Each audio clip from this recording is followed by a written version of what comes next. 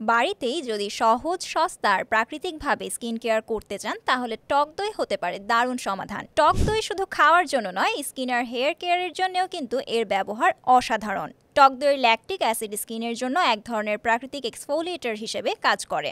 নিয়মিত face mask হিসেবে ব্যবহার করলে স্কিনের ডেড সেল দূর হয়, স্কিন হয় অনেকটা মসৃণ আর উজ্জ্বল।